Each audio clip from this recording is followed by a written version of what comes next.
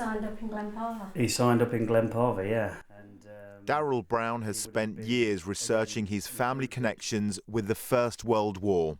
Did some basic training there, and then he would have been sent to wherever he was needed. But as mentioned, at the time he was the King's Liverpool Regiment, the 13th. His paternal grandfather, Frank Brown, joined the army at the age of 16.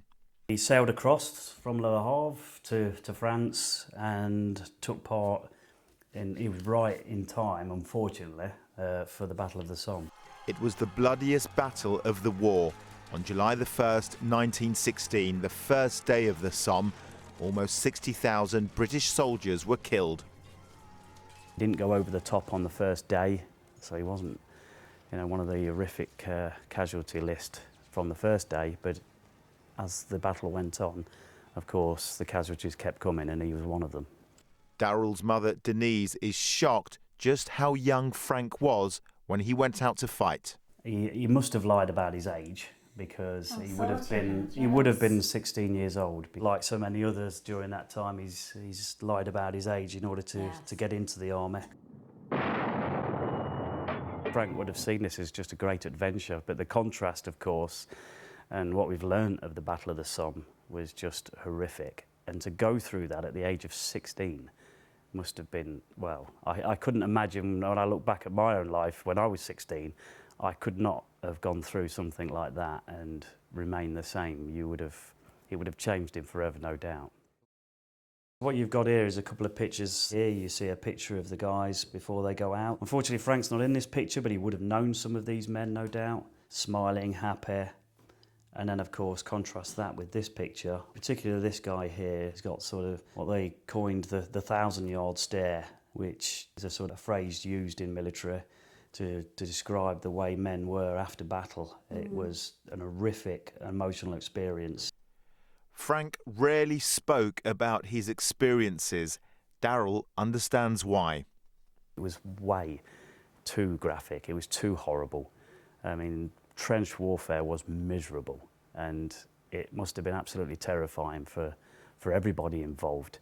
And I think that's why a lot of the stories didn't come out, because they were very reluctant to talk about it, and you can't blame them, because it must have been terrible. This is the trench lines. Probably. That's right. So they often call the trenches by name, like Circus Trench and Forest Trench and Aston Trench. That's probably, you've got another one called Villa Trench there. So I wonder if that's sort of because the Warwickshires were in and around that area. Daryll says although there were huge casualties, he believes away from the battlefield, the campaign helped to change attitudes in Britain. In those days where we would just follow our leaders anywhere, we would trust them 100%. And I think after the Somme that stopped completely. And this is where you see a breakdown in society. We talk about things like Downton Abbey, for instance, where you see towards the end of that programme where you stop having servants and things like that, because why should I now be a servant to you? You're not better than me. And I think the ruling classes proved that they weren't better than the working classes simply because the inept treatment that was dealt out in the Somme. Frank was eventually released by the Germans after 2 years. So this section is the last timeline of coming back after the war. So it shows him having 3 main medals, which were known as the Silver War Badge, and that was for being wounded. So you got one of these for being wounded during the war. Then you got the War Badge and the commemoration of the 1418 war. Denise's grandfather Charles Pert and his brother George joined the Leicestershire 6th Battalion, and they too fought in the Somme.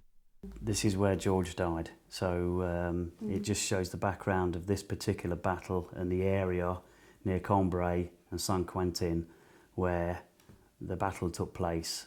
And here we've got a photo at Pozieres War Cemetery, paying tribute to George. We also put a little bit of Bradgate Park stone at the bottom next to the cross that we left there for him, just so he's got a little bit of home around where he is. Oh, that's lovely. Charles survived but suffered horrific injuries. As you can see, he's been wounded, he's had trench foot, shrapnel wounds, and it just goes on to detail some pretty horrific events. Gas shell poisoning, gunshot wound to the left arm. We know that the bullet passed straight through there. Friday will mark the 100th anniversary of the start of the Battle of the Somme. Daryll will attend a special service at Leicester Cathedral. It'll be a time to reflect and remember.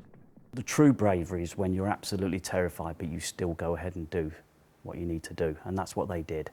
And for me, that makes me very, very proud of them and to be a member of the same family.